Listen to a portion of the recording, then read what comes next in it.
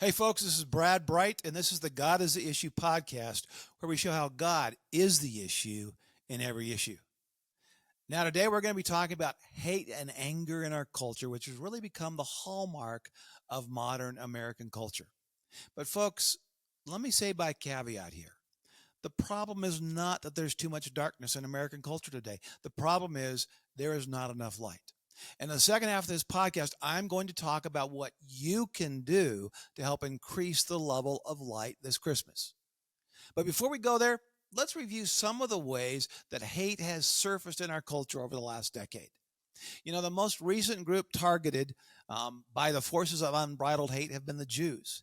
Antisemitism reigns supreme on our university campuses today. You know, it's not just the students, it's the faculty and the administration as well. You know, recently the college presidents of Harvard, University of Pennsylvania, and MIT were questioned by Congress. And when being questioned, they refused to condemn the angry mobs on the campuses who are demanding the genocide of the Jews. Wow. Now, if these mobs were demanding the genocide of the blacks, you know those same college presidents and administrators and faculty would have acted immediately. But since it's the Jews, they don't seem to care. They seem callous to the Jewish babies that Hamas has decapitated. They seem oblivious to the Jewish women that Hamas has raped, violated, and even killed. In fact, they appear to think that such malevolence in some twisted way is justified. I don't get it. But they even seem to support those who want to push the Jews into the sea. Now, another group that is now fashionable to hate are women athletes who refuse to bow at the altar of the Trans Intersectional Supremacy. Now, when real women point out that it is unfair to allow biological males to compete against females, you know, stealing their scholarships, their opportunities, and their awards, they're attacked by misogynistic members of the media and by misogynistic politicians for being anti-trans. Folks, the irony is anything but subtle. You know, it's just kind of same song, second verse, isn't it? Now, before that, it was whites or anyone else who refused to genuflect at the altar of the wokies. You know, the wokies who preached, do unto others as they have done unto you. You know, same song, third verse. Before that, it was the 1%ers who needed to pay their fair share. Of course, we were never told what was fair. You know, and the reason why is because this was simply another strategy to create anger and division throughout the culture. You know, same song, fourth verse. Before that, it was a basket full of deplorables. Same song, fifth verse. Before that, it was Christians who embraced biblical teachings, including those about sexual behavior. You know, those who actually believed the Bible. They were branded as homophobes and as haters. Same song, sixth verse. But folks, it's even worse than that. In the past decade, angry, hate-filled people have gone beyond words to now routinely dispensing violence. You know, whether it was Black Lives Matter burning, looting, and maiming, or racists attacking black churches and Jewish synagogues, or ideologues trying to kill Supreme Court justices, or alienated transgenders shooting school children, or hundreds of other mass shootings or stabbings, they've become the norm. You see, hate and anger now dominate our headlines, don't they? Same song, 200th verse. Now, is anyone else seeing the pattern here? It kind of feels like whack-a-mole, doesn't it? But folks, what's the solution? And this is the key part of the conversation. What is the solution? What is the remedy to hate? How can you engage? You know, Martin Luther King made one of the most powerful statements I've ever heard. He said, darkness cannot overcome darkness, only light can do that. Hate cannot overcome hate, only love can do that. And folks, he wasn't referring to some vacuous slogan on a t-shirt for living brain donors. You know, love is love, whatever that means. Apples are apples. A rock is a rock. Aren't you impressed? No, Martin Luther King was referring to something substantive. You see, he was a pastor long before he became the conscience of our nation.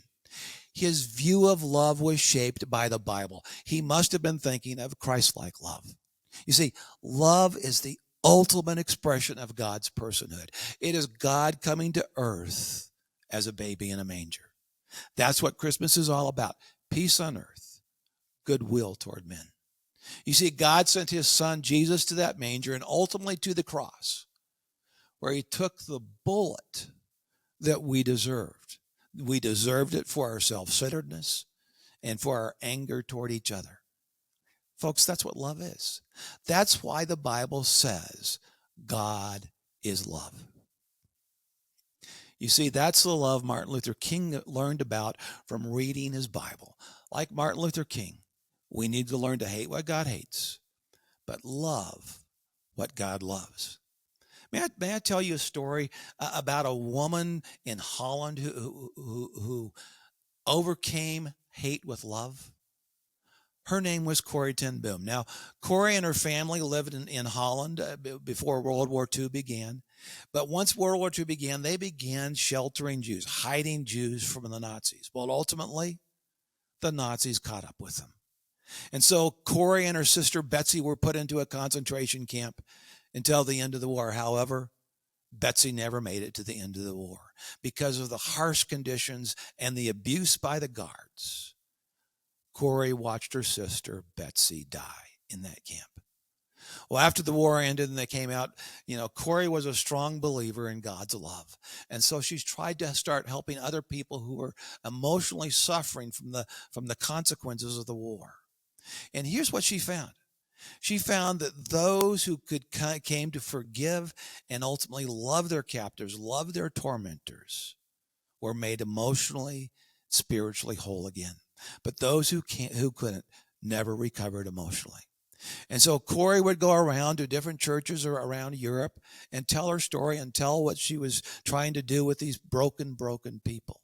One night when she was in Munich, she was giving a talk in the basement of a church there in Munich. And after the talk was over, people lined up to come and chat with her.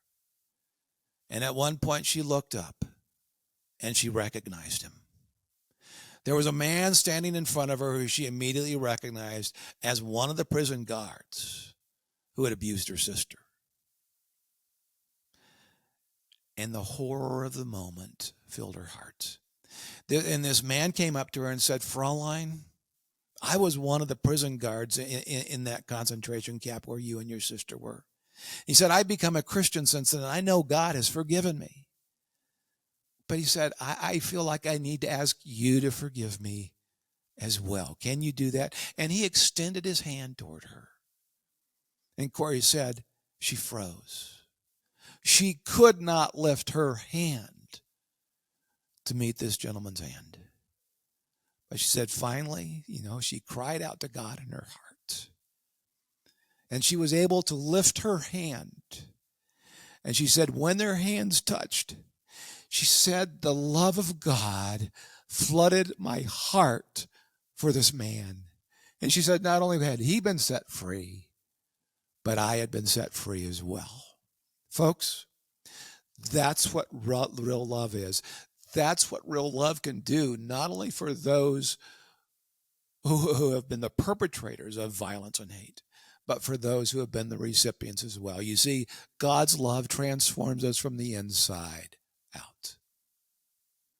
But the question is how can you use that love to combat hate this Christmas? The Bible gives us 4 very simple steps regarding how to love the haters. First, in Matthew chapter 5, Jesus said, love your enemies and pray for those who persecute you. You've probably heard that verse before. But so that means the first step in combating hate with love is to pray for those who persecute you. Pray for those who hurt you. Pray for those who get angry with you. Can you do that? Can you pray for them?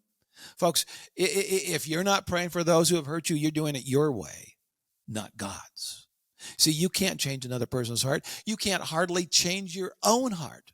But God is in the business of changing hearts. So ask him to do what only he can do, starting with your own heart. Now, there are 2 other reasons why you want to pray. One, you need to ask God for wisdom when you go into these situations. Unless you think you're smarter than God, that's only common sense. And secondly, you need to ask God to love through you, just like he did through Corrie ten Boom. Folks, prayer is the first step to loving the haters. Now, the next three steps are in James 1:19. James 1:19 says, be quick to listen, slow to speak, and slow to get angry. So step 2 is listen.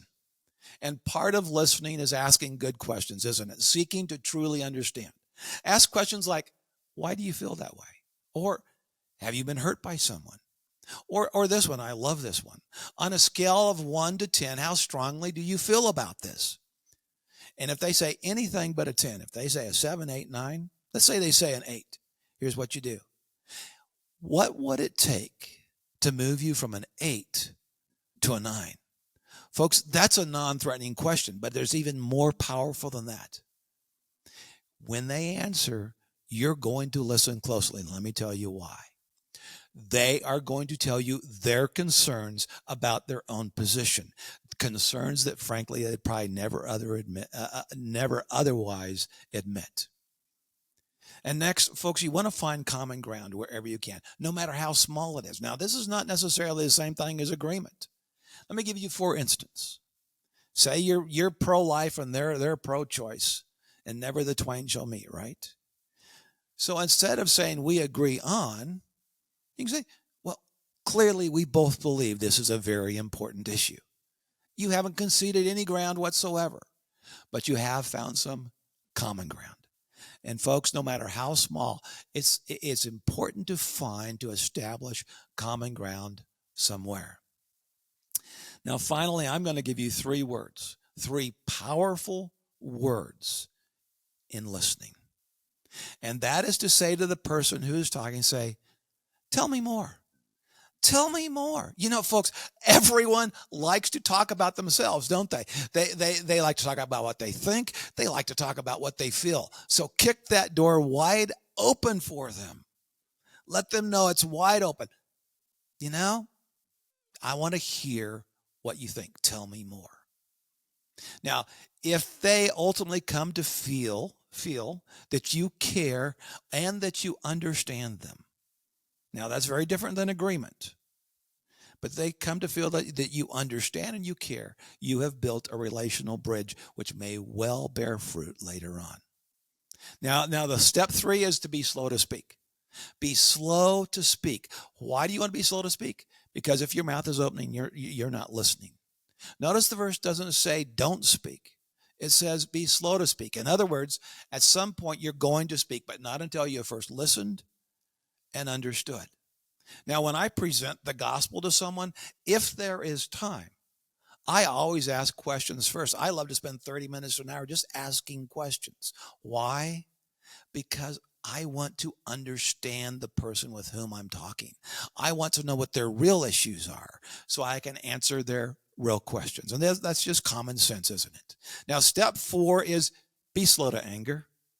Now, why? Well, in James chapter 1, verse 20, we hear from God why he thinks that's important. He says, human anger does not produce the righteousness of God. Folks, your anger is not going to produce godly results. Your anger is not going to shine light. Why? Because vomiting anger on another person will never convince them you're right. In fact, it'll push them away and make them even less receptive. As Martin Luther King said, darkness cannot overcome darkness. Anger cannot overcome anger. So folks, when you're tempted to get angry, I want you to ask yourself this question. Do I want to win the person? Or do I want to win the argument? Did you catch that? Do I want to win the person or do I want to win the argument? Now, sometimes Jesus wanted to win the argument because there were people listening who needed good answers. But usually he wanted to win the person. So ask yourself that question whenever you're tempted to get angry. Now then, let me just summarize quickly for you. How do you combat hate with love? First, pray for those who persecute you. See, God can change a heart. You can't. Second, be quick to listen. Seek to truly understand. Third, be slow to speak. If your mouth is open, you're not listening. And fourth, be slow to get angry. Darkness cannot overcome darkness. Anger cannot overcome anger. So this Christmas, you may be with some of those folks who like to push your buttons. You know the folks I'm talking about? These 4 steps will help you build bridges rather than walls. And remember, the problem in America is not that there's too much darkness. The problem is there's not enough light. So this Christmas, shine your light. And may you experience God's love this Christmas as you celebrate the birth of Jesus. And when you do, pass it on. You see, God is the issue in every issue, especially when it comes to overcoming hate. Folks, this is Brad Bright. Thanks for joining me today. And please remember to like, subscribe, or share this podcast if you found it helpful or encouraging.